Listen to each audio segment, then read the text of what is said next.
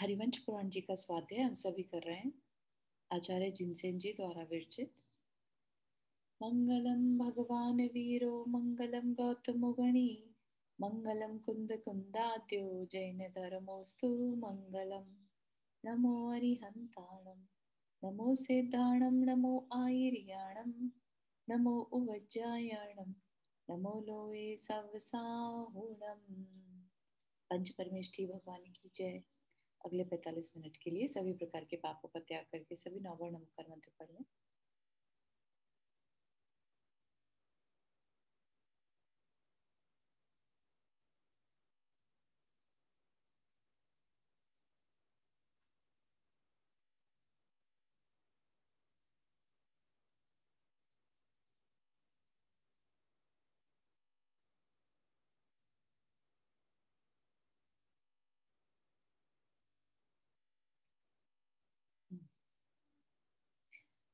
तो हमारा ये विषय यहाँ पर ज्ञान का चल रहा था, है ना। श्रुत ज्ञान, भगवान से जो ज्ञान हमें मिलता है वो कैसे, किस तरह का ज्ञान है। श्रुत ज्ञान के बारे में जाना था। फिर बताने लगे कि ज्ञान 5 प्रकार का है। तो बाकी के ज्ञान भी बता दिए हमें, ठीक है ना। मति ज्ञान क्या होता है, मनैपर्यय ज्ञान, अवधि ज्ञान, और अब केवल ज्ञान के बारे में बताएंगे। तो थोड़ा सा विषय रह गया है, जिसके बाद हम कहानी में भारत की दिग्विजय यात्रा, जो कि बहुत ही सुंदर प्रकरण है, वो पढ़ेंगे। तो ये देख लेते हैं थोड़ा सा। अवधि ज्ञान का विषय हो चुका था हमारा। अंतिम ज्ञान केवल ज्ञान है। यह केवल ज्ञान आवरण कर्म के क्षय से होता है, ठीक है। तो हम सबके पास केवल ज्ञान है, लेकिन सबके अंदर केवल ज्ञानावरण कर्म के उदय रहने से उस केवल ज्ञान का अंश भर भी उदय में नहीं रहता, ठीक है। तो कंप्लीटली कवर्ड है। सर्व प्रत्यक्ष है। सर्व प्रत्यक्ष मतलब सबको प्रत्यक्ष जानता है, ठीक है ना। आत्मा से होता है, इंद्रियों से नहीं होता, इसलिए प्रत्यक्ष है। अविनाशी है। उसका एक बार उदय हो गया तो फिर उदय मतलब अगर केवल ज्ञान है तो फिर अब उसका कभी नाश नहीं होगा। और समस्त पदार्थों को जानने वाला है। परोक्ष प्रमाण का फल हे पदार्थ को छोड़ने और उपादेय पदार्थ को ग्रहण करने की बुद्धि उत्पन्न होना है। परोक्ष प्रमाण मतलब जो इंद्रियों से होने वाला जो ज्ञान है, जो जानकारी है, उससे हमें क्या करना, हे पदार्थ को छोड़ना। हे मतलब जो छोड़ने लायक है उसको हे कहते हैं, और जो पाने लायक है वो उपादेय है। जैसे कि कर्म का बंध क्या है हमारे लिए, हे है। कर्म की निर्जरा मोक्ष क्या है हमारे लिए, उपादेय है ना। ऐसे ही जीव तत्व हमारे लिए उपादेय है। तो उपादेय पदार्थ को ग्रहण करने की बुद्धि उत्पन्न होना, तथा प्रत्यक्ष, पहले क्या बता दिया, परोक्ष, है ना। परोक्ष मतलब जो इंद्रियों से होने वाला ज्ञान है, उससे तो हमें ये बुद्धि उत्पन्न होती है कि हाँ, हमें जो छोड़ने लायक है वो छोड़ देना चाहिए, और जो पाने लायक है उस पर फोकस होना चाहिए। तथा प्रत्यक्ष प्रमाण का फल उपेक्षा यानी राग द्वेष का अभाव एवं उसके पूर्व मोह का क्षय होना है। मोह क्षय होएगा तब हमारे अंदर राग द्वेष खत्म हो जाएंगे। मोहनीय कर्म से राग द्वेष हो रहे हैं, है ना। तो प्रत्यक्ष प्रमाण का फल क्या है कि हमारे अंदर मोहनीय कर्म और राग द्वेष का अभाव हो जाना, ठीक। मति ज्ञान आदि 4 ज्ञान परंपरा से मोक्ष के कारण है, और एक अविनाशी केवल ज्ञान साक्षात ही मोक्ष का कारण है, ठीक। तो मति ज्ञान आदि में चारों प्रकार के, जो बाकी के 5 ज्ञान में से 4 की बात करें, मति, श्रुत, अवधि और मनैपर्यय ज्ञान, ये 4 ज्ञान क्या है, परंपरा से। परंपरा से मतलब कि अगर हम इन्हें सही तरीके से यूज करें तो ये नियम से हमें मोक्ष को दिलाने वाले होंगे। और एक केवल ज्ञान एक ऐसा ज्ञान है जो हमारे लिए साक्षात मोक्ष का कारण है, ठीक। प्रमाण के द्वारा जाने हुए पदार्थों का श्रद्धान करना सम्यक दर्शन है। प्रमाण के द्वारा जो प्रमाण मतलब जो उसका प्रूफ हमें मिल जाए, ठीक है, जो हमारे सामने हो, तो ऐसे इस तरीके से जिसे हम जानते हैं, ठीक, जो आगम के द्वारा हम जिन्हें जानते हैं, ऐसे पदार्थों का श्रद्धान करना ही सम्यक दर्शन है। ठीक, तो हमें हमें देव शास्त्र गुरु के बारे में कैसे पता चला, है ना? हमने कुछ प्रमाण देखे, कहाँ? आगम में। ठीक, तो उससे हमें पता चला, जो पता चला उस पे हमने श्रद्धान किया, तो वह सम्यक दर्शन है। और शुभ क्रियाओं में प्रवृत्ति होना सम्यक चारित्र कहलाता है। तो जो आगम में हमें शुभ क्रियाएं बताई हैं, आत्मा के कल्याण की क्रियाएं हैं, वो सारी शुभ क्रियाएं हैं। ठीक, उनमें प्रवृत्ति करना सम्यक चारित्र कहलाता है। सम्यक दर्शन, सम्यक ज्ञान और सम्यक चारित्र, ये तीनों मोक्ष प्राप्ति के उपाय हैं। ठीक है, इनमें से एक भी अगर कोई कम होगा तो मोक्ष नहीं पा सकते। ठीक है ना? सम्यक दर्शन पर्सपेक्टिव है, सम्यक ज्ञान नॉलेज है, और सम्यक चारित्र हमारा बिहेवियर है। तो तीनों का होना जरूरी है मोक्ष प्राप्ति के लिए। इसलिए उत्तम संपदा की इच्छा करने वाले पुरुष को इनका श्रद्धान तथा तद अनुरूप आचरण करना चाहिए। आचरण मतलब इसको फॉलो करना चाहिए। इन तीनों से बढ़कर दूसरा मोक्ष का कारण न था, न है, न था और न ही होगा। यही सबका सार है। तो अपन ने जितने भी शास्त्र कभी पढ़े, है ना, जितने अब 2-2.5 साल से तो हम लगातार पढ़ रहे हैं, और उससे पहले भी आप में से बहुत लोगों ने पढ़े होंगे। लेकिन आप नोटिस करिएगा कि अपने को जानकारी में नटशेल क्या मिलता है हमेशा, कि सम्यक दर्शन, सम्यक ज्ञान और सम्यक चारित्र, इनको बस फॉलो करो, है ना? तो इसलिए हमें सार हमेशा एक ही मिलेगा, बताने का तरीका हो सकता है अलग अलग हो। इसी के लिए 4 अनुयोग बता दिए। अनुयोग मतलब 4 तरीके, 4 द्वार। ठीक है ना? जिसको जैसे समझ में आता है, सार ये ही है। तो मोक्ष का कारण क्योंकि इन्हीं से निकलता है और कहीं से नहीं। चाहे फिर वो नॉन जैन हो, जैन हो, मतलब अगर कोई नॉन जैन है तो भी अगर उसको मोक्ष चाहिए, कर्म काटने हैं, तो वो कुछ भी करेगा। जैसे महावीर भगवान की पर्याय के बारे में हमने जाना था पूर्व भाव में, मल्टीपल टाइम्स वो ब्राह्मण घर में पैदा हुए। ठीक है ना? अब कोई सोचे कि अरे ब्राह्मण होके महावीर कैसे बन गए, है ना? तो ऐसा जो आत्मा के गुण और कर्म है, इसमें कोई जाति व्यवस्था नहीं है ना? ये सारे मन वचन काय की क्रिया से होने वाली प्रक्रिया है। मन वचन काय की क्रिया हुई और कर्म आत्मा से चिपक गए। इसमें कहीं जाति व्यवस्था, वर्ण व्यवस्था नहीं है। तो सब पे अप्लाई होता है, चाहे वो फिर एक तिर्यंच ही क्यों ना हो। ठीक है, तो ये बात बहुत अच्छे से अपने को क्लियर होनी चाहिए, और अपने को इन सारे सेक्युलरिज्म से ऊपर उठना चाहिए कि ये हम किसी को ना ऊंचा समझें और ना नीचा समझें। हो सकता है हमारी ही किसी पर्याय में हम भी बहुत नीची पर्याय में रह चुके हों। तिर्यंच कोई बहुत अच्छी पर्याय नहीं होती है ना? तिर्यंच कोई बहुत अच्छी जाति नहीं है। तो नीच कुल से भी हम आ चुके हैं और उच्च कुल में अभी हम हैं। तो इसलिए हमारे लिए हमें कभी भी ये नहीं समझना कि हम सबसे अच्छे हैं और दूसरा जो नॉन जैन है वो बहुत बुरा है ना? क्योंकि अगर हम उन्हें उस नज़र से देखेंगे तो कल को हम भी अपनी तैयारी नॉन जैन में जाने की कर रहे हैं। जो मिला है, जैन धर्म अभी मिला है, तो उसका कारण जानकर पीछे हमने कुछ अच्छा उस चीज को माना होगा। नॉन जैन होते हुए हमने जैन की अनुमोदना करी होगी, जैन आचरण की। तो इस वजह से आज हम जैन हैं। ठीक, तो उसका हमें यूज करना चाहिए। तो यही सबका सार है।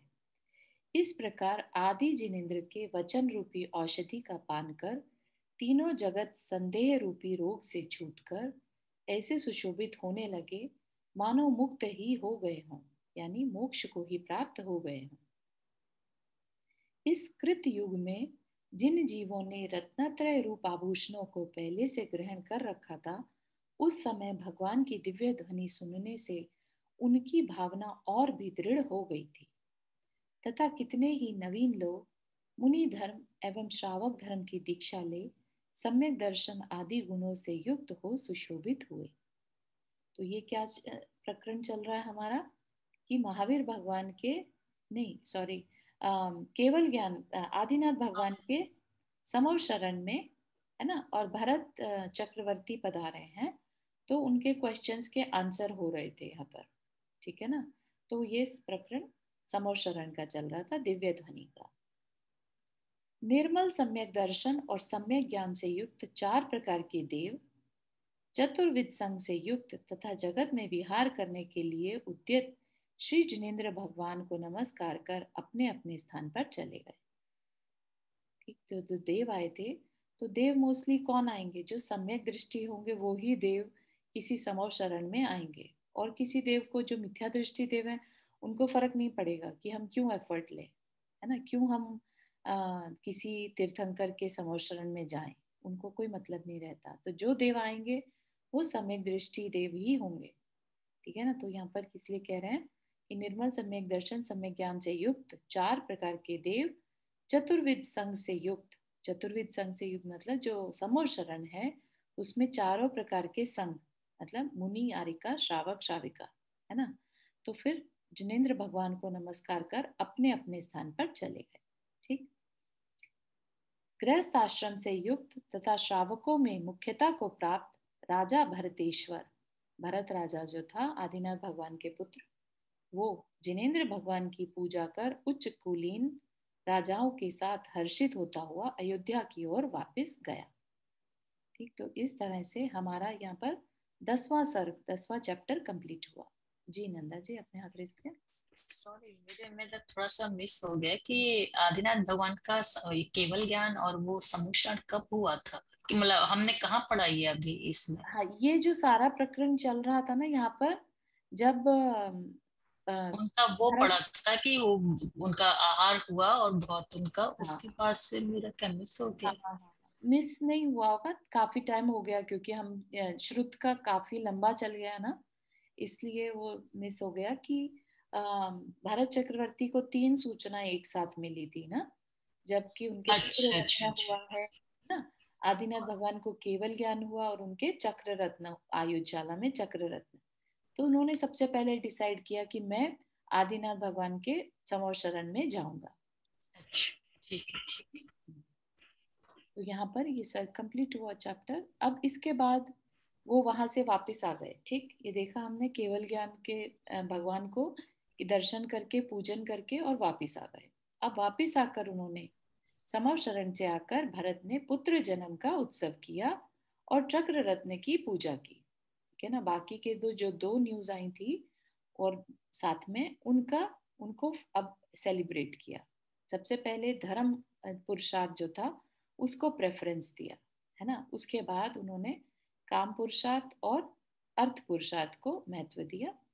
वो चक्र रत्न की पूजा करके, पूजा मतलब ऐसा नहीं कि भाई ये चक्र रत्न ही मेरी अब जिंदगी पलटने वाला है, सब कुछ है, लेकिन चक्र रत्न को एक तरह से सम्मान दिया है, क्योंकि अब धर्म चक्र जो जगह जगह धर्म फैलाने का काम है वो चक्र रत्न की सहायता से ही होगा। ठीक है ना, उसी से चक्रवर्ती कहलाते हैं। तो उन्होंने उसके बाद 6 खंडों को जीतने की इच्छा से प्रस्थान किया। ठीक, तो 6 खंड अगर किसी को नहीं जानकारी है तो जो जम्बू द्वीप रहता है, राइट, बड़ा सारा जम्बू द्वीप हम देखते हैं ना, ये जम्बू द्वीप है ना। इसमें ये जो सुमेरु पर्वत सेंटर में रहता है और इसके जो नीचे की तरफ ये छोटा सा एरिया जो है, ये कौन सा एरिया कहलाएगा, हाँ ये जो ग्रीन एरिया दिख रहा है, ठीक है ना, ये ग्रीन एरिया क्या है, भरत क्षेत्र है। ठीक, तो इस भरत क्षेत्र के 6 खंड हैं। 6 खंड मतलब 6 पार्टीशन है, इस तरीके से 1 2 3 4 5 6। ठीक, तो इन 6 खंडों को भारत चक्रवर्ती जो है जीतता है, इसलिए 6 खंड का अधिपति कहलाता है। ठीक, तो अब और रहता कहाँ है, खुद खुद यहाँ अयोध्या में, सेंटर में आर्य खंड में, उसकी अयोध्या नगरी में रहता है। ठीक, तो अयोध्या नगरी में रहते हुए वो दिग्विजय की यात्रा के लिए निकलता है। 6 खंड जीतने के लिए निकलना है उसे, है ना। तो किस तरीके से निकलता है, कैसे कैसे कहाँ कहाँ जाता है, तो उसका बड़ा सुंदर वर्णन अब शुरू होगा। ठीक, तो क्या कह रहे हैं, इच्छा से प्रस्थान किया, तो चला, अयोध्या नगरी से निकला। उस समय चतुरंग सेना उसके साथ थी, चारों प्रकार की सेना, जैसे हाथी, घोड़े, पैदल, है ना, तो उन सबको मिलाकर के चतुरंग सेना उसके साथ थी। वे राजाओं के समूह से युक्त थे, जो राजाओं ने उनको सपोर्ट करना चाहा स्टार्टिंग से, वो उनके साथ हो लिए। और नाना दिशाओं से आए हुए अपार जनसमूह के आगे आगे चलने वाले चक्र रत्न से सहित थे। तो पूरी दिग्विजय यात्रा में आगे आगे चक्र रत्न चलता है, वो ही डिसाइड करता है किधर जाना है। ठीक, तो चक्र रत्न आगे आगे और पीछे पीछे पूरी सेना। वे गंगा नदी के किनारे किनारे चलकर गंगा सागर पर पहुंचे। तो यहाँ से, अयोध्या से उन्होंने प्रस्थान किया पूर्व की तरफ, गंगा नदी की तरफ, और फिर गंगा नदी के किनारे किनारे चलते हुए नीचे की तरफ आएंगे। वहां गंगा द्वार पर उन्होंने मन, वचन और काय की क्रिया को प्रशस्त कर 3 दिन का उपवास किया। भरत चक्रवर्ती ने उपवास किया, जिसमें 2 घोड़े जुते हुए थे। ऐसे वेगशाली रथ पर सवार होकर उन्होंने द्वार खोला और समुद्र के घुटने पर्यंत प्रवेश किया। तो जो चक्रवर्ती के घोड़े हैं ना, वो, अगर आप लोग को थोड़ा भी ध्यान हो, हमने चक्रवर्ती के 14 रत्न और 9 निधियों के बारे में पढ़ा था। तो चक्रवर्ती के पास जो घोड़े होते हैं वो पानी पर चल पाते हैं, इतना मतलब सारा कुछ जो भी है, 14 रत्न बहुत चमत्कारी रहते हैं, राइट। तो उनको, उनके पास ये रहता है कि वो पानी के ऊपर चल सकते हैं। तो क्या किया उन्होंने, अब जब वो यहाँ पहुंचे गंगा नदी के तट पर, तो उन्होंने यहाँ पर उसका द्वार खोला। ठीक, द्वार खोला मतलब कहाँ का द्वार खोला, लवण समुद्र का द्वार खोला। ठीक, क्यों खोला तो वो देखते हैं। उन्होंने जल में प्रवेश किया, समुद्र में प्रवेश किया। उस समय लंबी भुजाओं के धारक भरत अपने हाथ में वज्रकांड नामक धनुष लिए हुए थे तथा वैशाख आसन में खड़े थे। तो ये वैशाख आसन क्या रहता है ये तो मुझे नहीं समझ में आया, लेकिन कोई आसन है, एक तरह से ये कह लीजिए जैसे एक पैर पे खड़े होना, समथिंग लाइक दैट। तो उनके हाथ में एक धनुष है और वो आसन में खड़े हैं। वे दृष्टि के स्थिर करने, कड़ी मुट्ठी बांधने और डोरी पर बाण स्थापित करने में अत्यंत निपुण थे। तो पहली बार अपने को भरत के बारे में, भरत चक्रवर्ती के बारे में थोड़ी और जानकारी मिल रही है, वो किस तरह की पर्सनालिटी के थे, है ना। तो उसी समय उन्होंने अपने नाम से चिन्हित उस बाण के ऊपर अपना नाम लिखकर अमोघ नाम का शीघ्रगामी बाण छोड़ा।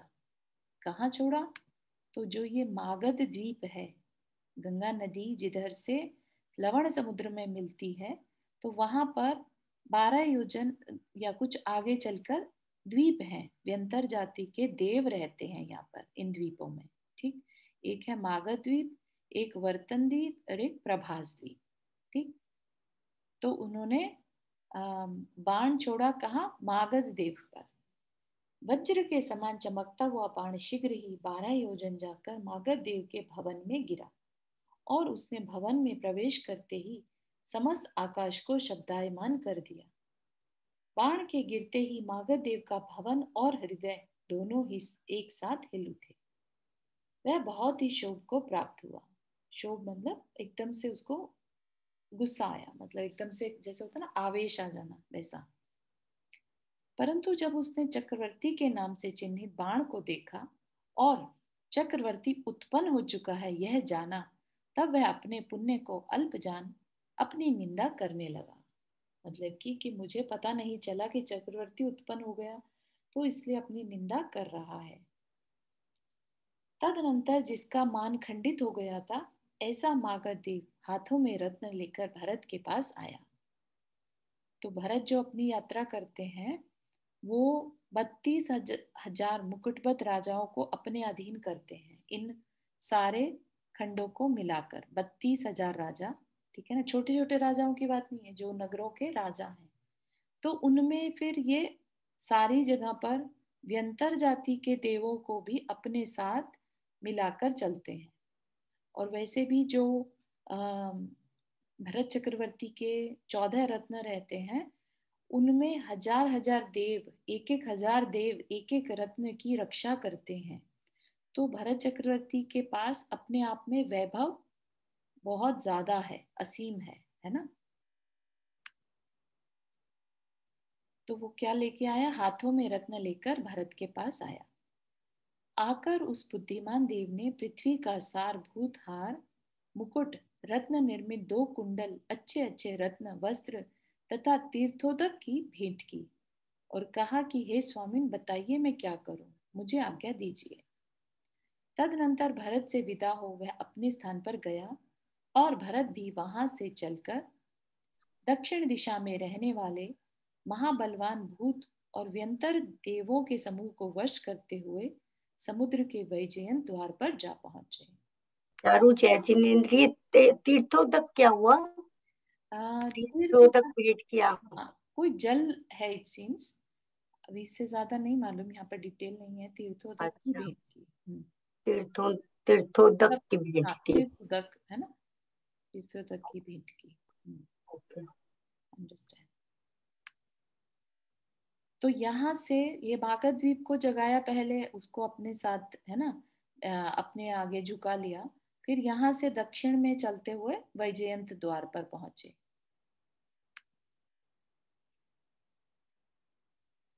वहां पर उन्होंने मागध देव के समान उस प्रदेश के स्वामी वर्तनु देव को बुलाया और वर्तनु देव ने आकर चूड़ामणि, सुंदर कंठहार, कवच, वीरों के बाजूबंद, कड़े और करदनी भेंट कर भरत को प्रणाम किया। तदनंतर सेवक वृत्ति को स्वीकार करने वाले वर्तनु भरत से विदा ले अपने स्थान पर चला गया। वहां से चलकर भरत पश्चिम दिशा के समस्त राजाओं को वश करते हुए वेदिका के किनारे किनारे चलकर सिंधु नदी के मनोहर द्वार पर पहुंचे। तो अब यहाँ के सारे राजाओं को कंट्रोल करते हुए सिंधु नदी, ये सिंधु नदी है, यहाँ तक आ गए। अब वे सेम अंदर जाकर, थोड़ा जल में अंदर जाकर और प्रभास द्वीप के देवों को जगाएंगे। वहां इंद्र के समान पराक्रम को धारण करने वाले चक्रवर्ती भरत ने गंगा द्वार के समान वहां के अधिपति प्रभास देव को नम्रीभूत कर अपने वश किया, है ना। तो एक शास्त्र जी है भरतेश वैभव, उसमें इनकी पूरी डिटेल बहुत सुंदर तरीके से दी हुई है। अपन तो क्या एक ही डायलॉग जानते हैं ना भरत चक्रवर्ती के बारे में कि भरत घर में बैरागी, है ना। और बहुत सारे क्वेश्चन अपने को भरत जी के लिए होते हैं कि उन्होंने छायिक सम्यक दृष्टि थे तो फिर युद्ध क्यों किया। तो इन सारे भावों के लिए अपने को भरतेश वैभव पढ़ना चाहिए। बहुत सुंदर तरीके से भरत चक्रवर्ती के भावों की मनोदशा उसमें वहां पर बताई है। ठीक है ना, कि एक छायिक सम्यक दृष्टि भी है, तीर्थंकर के पुत्र भी हैं और चक्रवर्ती भी हैं, है ना, और बाहुबली के भाई भी हैं। तो बहुत सारी अलग अलग घटनाएं उनके साथ घटी हैं उनकी लाइफ में। तो किसी को समय लगे कभी तो वो पढ़ सकते हैं। तो प्रभास देव को नम्रीभूत कर अपने वश किया तथा उससे संतानक वृक्षों के पुष्पों की उत्तम माला, मोतियों की जाली, मुकुट और रत्नों के चित्र विचित्र कटी सूत्र प्राप्त किया। कटी सूत्र कमर का बांधन, कमर पे बांधने वाला कटी सूत्र प्राप्त किया। तदनंतर भरत चक्र रत्न के पीछे पीछे चलकर विचार पर्वत की वेदिका के समीप आए। अब यहां से चलते हुए विचार पर्वत की वेदिका, वेदिका मतलब बाउंड्री, वहां उन्होंने उपवास कर पर्वत के अधिष्ठाता, अधिष्ठाता मतलब जो रक्षक हैं पर्वत के, विजय कुमार देव का स्मरण किया। वह देव अपने अवधि ज्ञान से भरत को वहां आया जानकर आया। उसने भरत को प्रणाम कर बड़ी रिधियों से उनका अभिषेक किया तथा झारी, कलश, जल, उत्तम सिंहासन, छत्र और 2 चमर भेंट कर कहा कि मैं आपका हूँ, आपका सेवक हूँ। इस प्रकार निवेदन कर वह चला गया, है ना। तो जो ये व्यवस्था है, ऐसा नहीं है कि आज चक्रवर्ती नहीं है तो यहाँ पर मागध द्वीप भी नहीं है। ये सारी व्यवस्थाएं सेम है, अभी भी है, राइट। लेकिन वहां जाने की क्षमता किसी में नहीं है, भरत चक्रवर्ती जैसी क्षमता या बाकी चक्रवर्तियों जैसी क्षमता, क्योंकि 12 के 12 चक्रवर्तियों ने सेम प्रोसीजर फॉलो किया। तो सबके सब ने यहाँ पर आकर इसी तरीके से दिग्विजय पाई है, ठीक है ना। तो इसलिए, लेकिन उसके बाद क्या ऐसी इस तरह की दिग्विजय कोई और कर पाया? नहीं करता, है ना।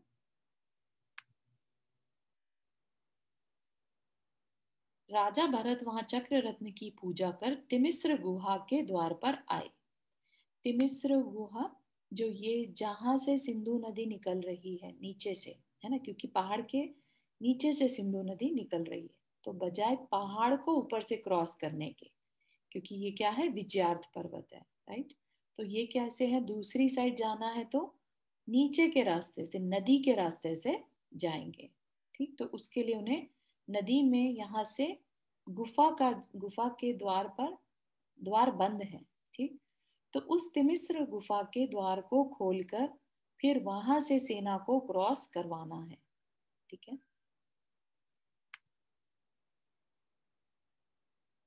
वहीं घबराया हुआ कृतमाल नाम का देव उनके पास आया और तिलक आदि 14 दिव्य आभूषण देकर तथा प्रणाम कर मैं आपका हूं यह कहता हुआ चला गया। राज राजेश्वर भरत की आज्ञा से उनके अयोध्या नामक सेनापति ने सुआ के समान कांति वाले कुमुदा मेलक नामक अश्वरत्न पर सवार हो तथा पीछे की ओर अपना मुख कर दंड रत्न से गुहा द्वार के किवाड़ों को ताड़ित किया।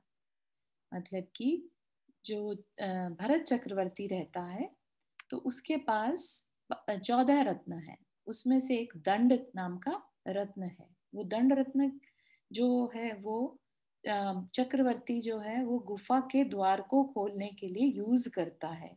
ये भी चमत्कारी रत्न है उसके पास, और किसी चीज से वो गुफा का द्वार नहीं खुलता।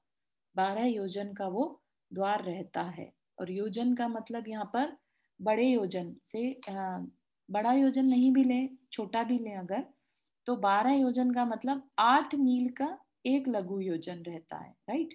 तो 12 कितना हुआ, 96 मील, राइट। और टाइम्स अगर हम उसको किलोमीटर्स में देखेंगे तो आप देख सकते हैं। तो इतना बड़ा दरवाजा उस चक्रवर्ती को खोलना है, तो उसके लिए कोई सिंपल चीज से काम नहीं चलेगा, चमत्कारी चीज ही चाहिए। तो दंड रत्न से वो दरवाजे को खोलते हैं, ठीक। और ताड़ित किया मतलब उसको, ताड़ित मतलब उस पे हाथ जुवार करना। ताड़ित कर वह एकदम पीछे भाग गया। जो सेनापति था वो, उसने ताड़ित किया उसकी सेना में और पीछे हट गया। खुला हुआ गुहा द्वार, तो अब जब वो खोला, तो क्योंकि वो गुफा का द्वार हमेशा बंद रहता है, तो उसमें बहुत ज्यादा एनर्जी क्रिएट हो जाती है, मतलब उष्मा, गर्मी, ठीक। तो क्या करते हैं, उस गुफा के द्वार को 6 महीने तक खुला छोड़ा जाता है, ताकि वहाँ का एटमोसफियर जो है नॉर्मल हो जाए। और जो ये दिग्विजय की यात्रा है, ये भरत चक्रवर्ती 60,000 वर्षों में पूरी करता है, ठीक है। ऐसा नहीं है कि कुछ साल ही लगे तो हो गया, है ना। तो 6 माह तो उसको सिर्फ उसको ठंडा होने में वो बिताते हैं, और तब तक के लिए वो वहीं पर बाहर में वेट करते हैं पूरी सेना के साथ। खुला हुआ गुहा द्वार जब 6 माह में ऊष्मा रहित हो गया, तब चक्रवर्ती ने विजय पर्वत नामक हाथी पर सवार हो सेना के साथ उसमें प्रवेश किया, ठीक है। तो चक्रवर्ती अंदर गए। गुहा के बीच में उन्मग्न जला और निमग्न जला नाम की 2 नदियां थी। तो 2 नदियों के तट थे वहां पर अंदर में।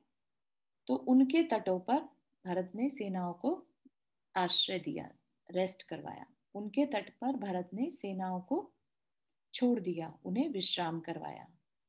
उस गुफा में निरंतर अंधकार रहता था। ऑफ कोर्स गुफा कोई छोटी मोटी तो होगी नहीं, आप देख सकते हैं बहुत बड़ी, 50 योजन का, जहां तक मुझे ध्यान है शायद ये 50 योजन का एरिया रहता है, राइट। तो इतनी गहराई उस गुफा की पूरी होएगी, है ना।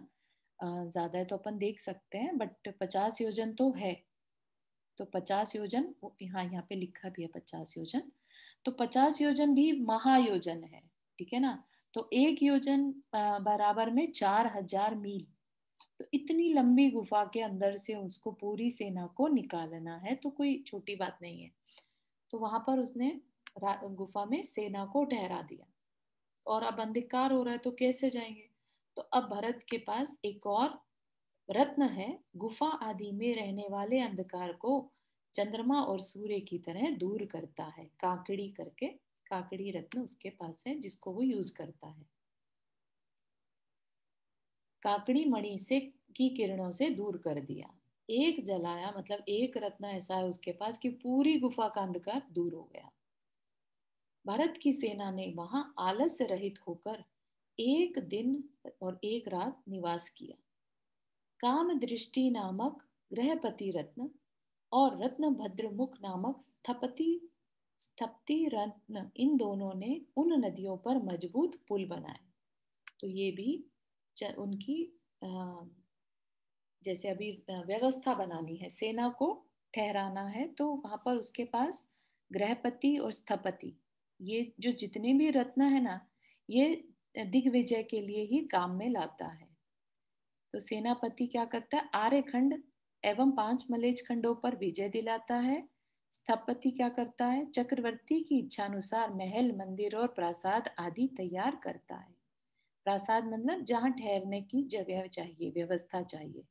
तो जैसे वो तंबू लगा कर रहते हैं ना, वैसा अरेंजमेंट ये अकेला कर देता है, ठीक। और गृहपति राजभवन की समस्त व्यवस्था करने वाला।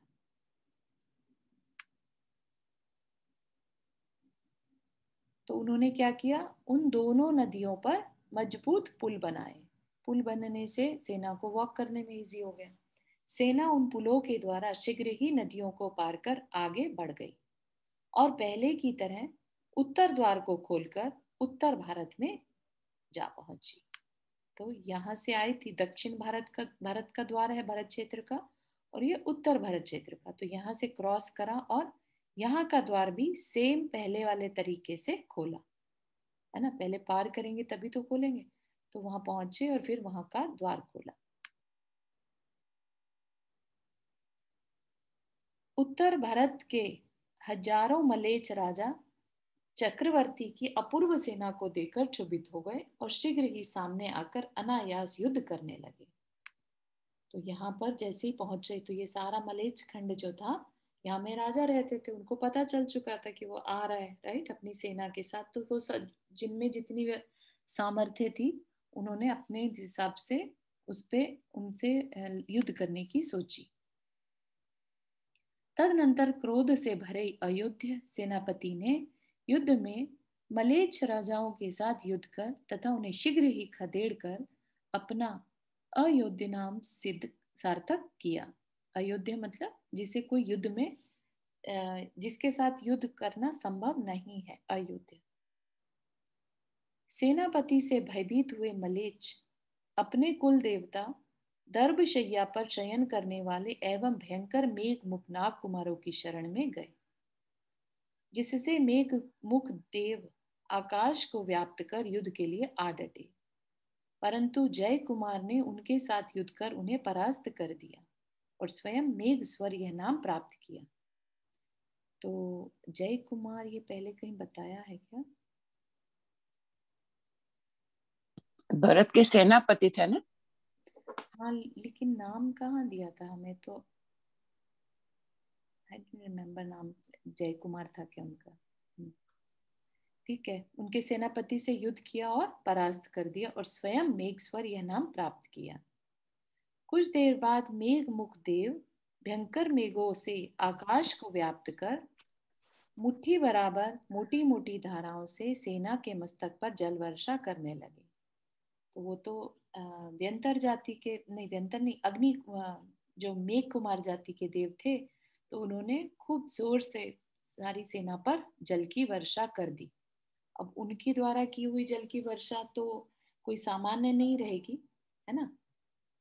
तो क्या किया उन्होंने, वो देखते हैं। तदनंतर जिसमें बिजली के समान वज्र की भयंकर गर्जना हो रही थी, ऐसी जल वृष्टि देखकर चक्रवर्ती ने सेना के नीचे चर्म रत्न और ऊपर छत्र रत्न फैला दिया।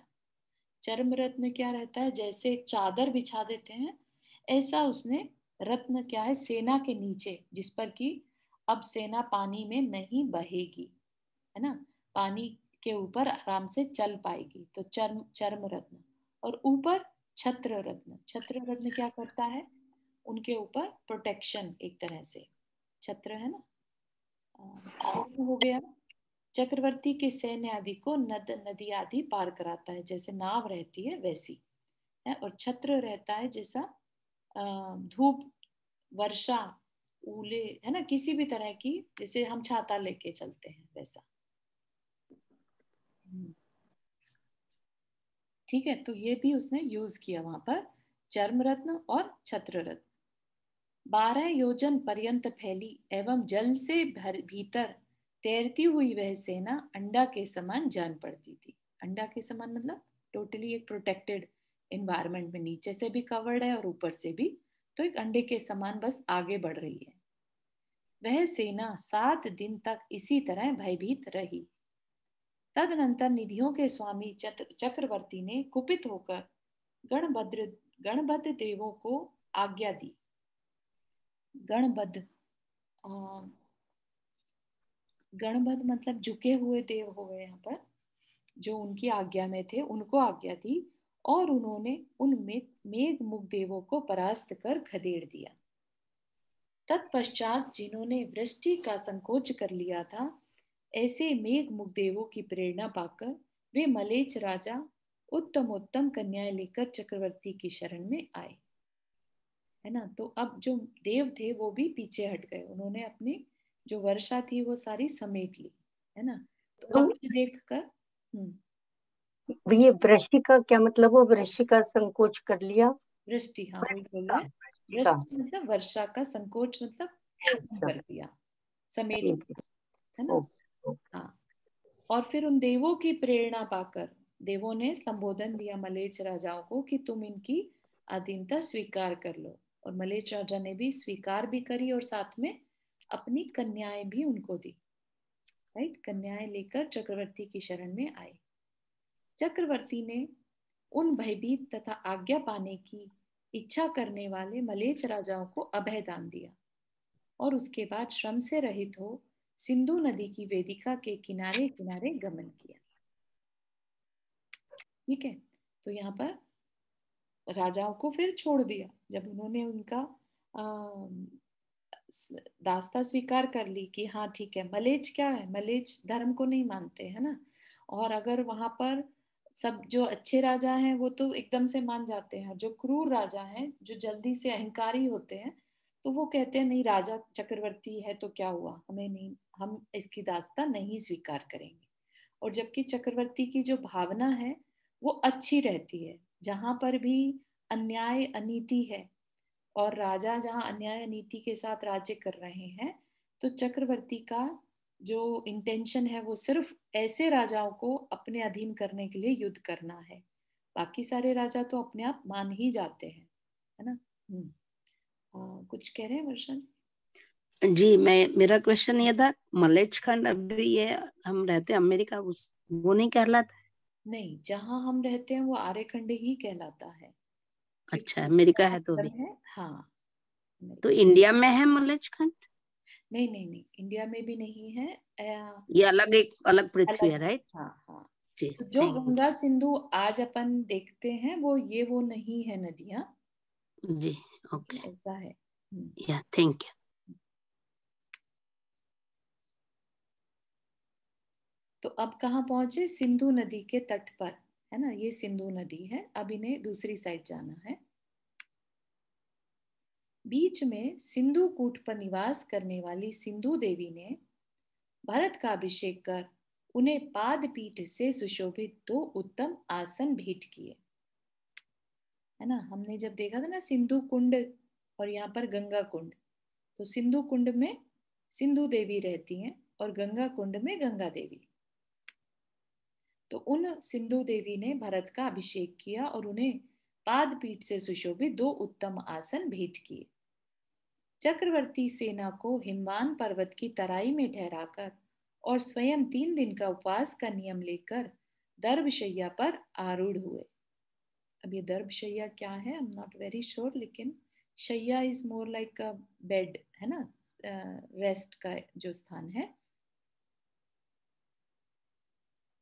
तदनंतर उन्होंने तीर्थ जल से स्नान किया था। जैसे पहले तीर्थ उदक दिया था ना उसने, है ना, हमने देखा था तीर्थोदक, तो तीर्थ जल से स्नान किया था, उत्तम वेशभूषा धारण की थी, जो घोड़ों के रथ पर सवार थे, जिनके आगे आगे चक्र रत्न चल रहा था, और जो रण में अत्यंत कुशल थे, ऐसे भरत जहां हिमवान पर्वत का हिमवत नामक छोटा कूट था वहां आए, और बाण हाथ में लेकर तथा वैशाख आसन में खड़े होकर बोले कि इस देश में रहने वाले नागकुमार, सुपर्ण कुमार आदि देवों, तुम लोग शीघ्र ही मेरी आज्ञा सुनो। यह कहकर उन्होंने धनुष खींचकर बाण छोड़ा। वज्र के समान शब्द करता हुआ वह बाण 12 योजन दूर जाकर गिरा, तथा हिमवत कूट पर रहने वाले देव उसे देखकर भरत के पास आया, है ना। तो यहाँ पर ये कूट बने हुए हैं, वैश्रवण, विजार्द पर्वत, उत्तराद भरत कूट। ये कूट नाम बहुत क्लियर नहीं है यहाँ पर, पूर्ण भद्रकूट, विजार्द कूट, मणिभद्र कूट, है ना। तो एक यहाँ पर हिमवत कूट भी होगा, तो उस कूट पर उन्होंने बाण फेंका। वज्र के समान, हाँ, देव उनके पास आया, उसने दिव्य औषधियों की माला तथा दिव्य हरि चंदन देकर भरत की पूजा की। तदनंतर आज्ञा की इच्छा करता हुआ वह भरत से विदा ले अपने स्थान पर चला गया। चक्रवर्ती वहां से चलकर वृषभांचल पर्वत पर आए। वृषभांचल पर्वत, ये वृषभगिरी को ही वृषभांचल पर्वत कहते हैं। तो वो यहाँ पर आए, किस लिए आए, कि अपना नाम लिखने के लिए। भरत वहां से चलकर वृषभांचल पर्वत पर आए, और वहां उन्होंने काकड़ी रत्न से साफ साफ अपना यह नाम लिखा कि मैं भरत, भगवान ऋषभदेव का पुत्र भरत चक्रवर्ती हूँ। नाम लिखकर तथा बांधकर वे विजात पर्वत की वेदिका के समीप आए। वहां जाकर उन्होंने उपवास धारण किया। तो इवन दो तो एक सेकंड, ये जो है पहले तो एक जगह ये पढ़ा था कि भरत भी गए तो वहां उनको जगह नहीं मिली, तो उनको थोड़ा सा शोभ हुआ। हाँ, वो थोड़ा सा यहाँ पर डिटेल नहीं दिया है क्योंकि समरी वर्जन है, तो ऐसा नहीं है, ऐसा नहीं कि उन्हें हुआ नहीं था, उनके साथ ऐसा हुआ था कि उनको दुख हुआ कि अरे मेरे से पहले कितने चक्रवर्ती हो चुके हैं, मैं अपना नाम कहाँ लिखूं, है ना। तो दूसरे का नाम मिटाकर लिखना पड़ा था, तो उन्हें अच्छा नहीं लगा था, उन्हें लग रहा था कि मैं ही पहला चक्रवर्ती हूँ, है ना। तो थोड़ा सा उन्हें मान हुआ था। हाँ, वो तब वो सारी घटनाएं घटी थी, लेकिन ये बहुत शॉर्ट में अपने को बात बता रहे हैं। ठीक है, थैंक यू।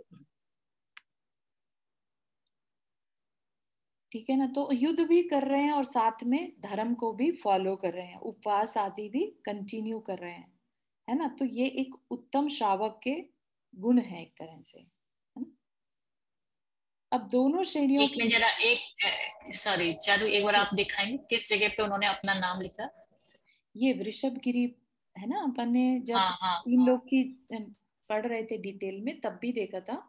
तो ये सिलेंड्रिकल फॉर्म में वृषभगिरी पर्वत वहां पर है, उस पर अपना नाम लिखना था। तो ऑलरेडी सारे चक्रवर्तियों से नाम भरा हुआ था वहां पर, अपना नाम लिखने के लिए उनके पास जगह नहीं थी वहां, है ना। तो इसकी चर्चा है, तो बिल्कुल सेंटर में आता है ये, बीच के मलेच खंड में।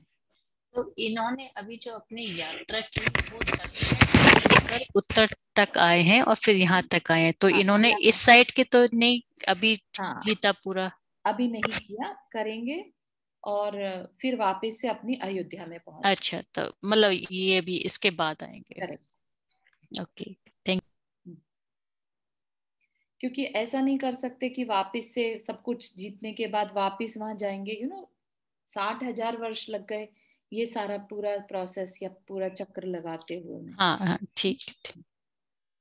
हाँ, रीटा आंटी आपने हाथ रेज किया। हाँ, जय जिनेन, मुझे एक सवाल आ रहा है मेरे मन में कि मलेच खंड में धर्म प्रभावना होती है क्या?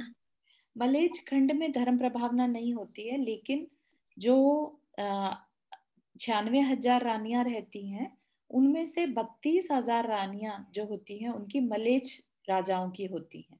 ठीक, तो वो मलेच्छ जो है राजा या रानियां, जब वो भरत चक्रवर्ती के साथ अयोध्या आते हैं, आर्यखंड में आते हैं, तो वहां आकर वो धर्म कर सकते हैं।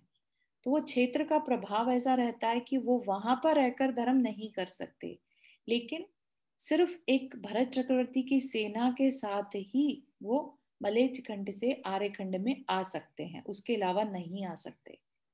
तो जब वो आते हैं तो वहां पर आकर वो इनफैक्ट सम्यक दर्शन भी पा सकते हैं। तो फिर सभी चक्रवर्ती मलेच्छ खंड में क्यों जाते हैं? वहां पे धर्म प्रभावना नहीं होती है तो? हाँ, लेकिन क्रूरता और धर्म इस थोड़ा डिफरेंट हो जाएगा। धर्म एक हो गया कि भाई जो जिनेंद्र भगवान को मानने वाली बात है, राइट, वो धर्म। और एक है कि नीति न्याय से रहना, है ना। तो मलेच्छ राजा जो क्रूर हैं, जो निर्दयी हैं, ठीक है ना, उनको कंट्रोल में करने के लिए चक्रवर्ती वहां जाते हैं। ऐसा नहीं कि उनको धर्म सिखाना है, लेकिन धर्म का एक कहीं ना कहीं स्वरूप करुणा भी है ना, कि राजा हो तो अच्छे से राज्य करो, समझ रहे हैं आप, कि प्रजा की देखभाल करना ही राजा का कर्तव्य है। तो ये बात बताने के लिए वो उधर जाते हैं। अच्छा, हाँ, कि थैंक यू। राजा जो है अपनी मनमानी ना करे। हाँ, थैंक यू। चारू, तुमने पहले एक बार शायद ये भी बताया था ना, जो मलेच्छ खंड से जो लड़कियों से शादी की और रानियां बनी, तो उनको सबको सम्यक दर्शन भी हो गया था, वो उनके साथ राजा भरत के साथ रह के। हाँ, सबको नहीं, जो करना चाहे तो वो उनको हो सकता है। ठीक है, ठीक है, ऐसा। ओके। एक चारू, मुझे एक चीज और पूछनी थी, अभी दिमाग में आई, मतलब इससे रिलेटेड नहीं, अगर तुम्हें नॉलेज हो इस चीज की। जैसे भरत और बाहुबली भगवान की प्रतिमाएं होती हैं आदिनाथ भगवान के साथ, तो आदिनाथ भगवान के 2 पुत्रों ने और उन्हें मोक्ष गामी हुए थे, तो उनके बारे में तो सिर्फ हमने अभी पढ़ा, बाकी तो कहीं पढ़ा नहीं, बाकी कहीं कोई प्रतिमा या कुछ भी चीज नहीं है। हाँ हाँ हाँ, तो ऐसा क्यों? हाँ, जो मैंने जाना है, महाराज जी से किसी ने प्रश्न किया था ये, तो उसमें क्या आंसर किया था उन्होंने कि इन दोनों की क्यों रहती हैं, क्योंकि इन दोनों के साथ कुछ विशेषताएं हैं। पहली बात, जो बाहुबली हैं वो भगवान से भी पहले मोक्ष गए। हाँ, वो तो हाँ, हाँ। और भरत जो है पहले चक्रवर्ती थे। अच्छा। और उसी भाव से मोक्ष गए, तो इस वजह से इन दोनों का वर्णन ज्यादा आता है। अच्छा अच्छा, ठीक है। अभी पढ़ते पढ़ते दिमाग में आया ये। मैंने कहा पहली बार ही पढ़ा इसमें वो कि आदिनाथ भगवान के 2 पुत्र और मोक्षकामी हुए, कभी पहले पढ़ा भी नहीं था। 100 पुत्र मोक्ष हुए, सबके नहीं, सब वैसे तो 100 गए, लेकिन 2 पुत्र इन आदिनाथ दोनों का भगवान नाम से ज्यादा पहले ही गए। अनंत वीर्य भी पहले मोक्ष गए हाँ, थे ना? हाँ, हाँ, आई थिंक सबसे पहले अनंत वीर्य गए, अनंत वीर्य गए थे। हाँ, अनंत वीर्य गए, बाहुबली भगवान तो बाद में गए थे। हाँ, शायद ये हाँ कामदेव थे इसलिए, है ना। हाँ हाँ हाँ, अनंत वीर्य और अजित वीर्य शायद था ना नाम। एक ये भी है ना, बाहुबली भगवान ने इतनी लंबी तपस्या, जो कि इतनी कठिन तपस्या, इसलिए भी उनको बहुत मानते हैं। हाँ, 1000 यानी 1 वर्ष तक की, है ना। 12 साल तक का एक पैर पे खड़े होकर जो तपस्या की, 12 ऐसा। साल 1 हाँ, वर्ष। मैंने 12 ध्यान है मुझे, जहां तक मेरी नॉलेज है। हो सकता है मेरी नहीं सही हो आप। 1 साल ही तक थी शायद। है ना, 1 लेकिन उनके साल। साथ एक बाहुबली भगवान का तो एक ये भी था ना कि वो उन्होंने युद्ध को छोड़ के मल युद्ध वगैरह करके फिर एकदम से वो ले लिया था। 12 साल नहीं, 12 महीना सुना मैंने। 12 महीना, वही 1 साल। हो सकता है आप ठीक हाँ हो। हाँ हाँ, ठीक है। बट आंसर हो गया ना रुक्मिणी आंटी आपका? हाँ, थैंक यू, थैंक यू। और किसी का कोई क्वेश्चन बिफोर वी एंड? ये भरत जी के बारे में आपने जो शास्त्र बोला, ग्रंथ बोला, ये नाम Bharatesh, Bharatesh Vaibhav. Vaibhav, okay, Bharatesh Vaibhav, okay okay, thank you. चलिए।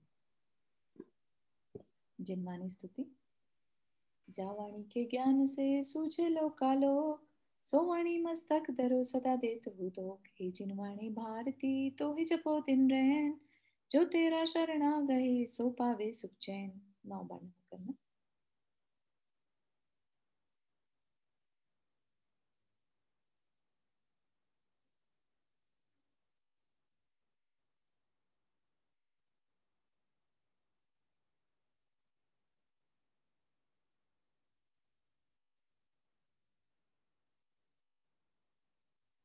जय जिनेन सभी को। चारू जी, मेरे को 22 तारीख की वो नहीं मिली, रिकॉर्डिंग जन तत्व की रिकॉर्डिंग नहीं मिली। मैम ने कैसे 23 की आ गई? शेयर मैंने, हाँ ठीक है, I'll share with you, ठीक है। जय जिनेंद्र सभी को। जय जिनेंद्र, जय जिनेंद्र सभी को। जय जिनेंद्र सभी को।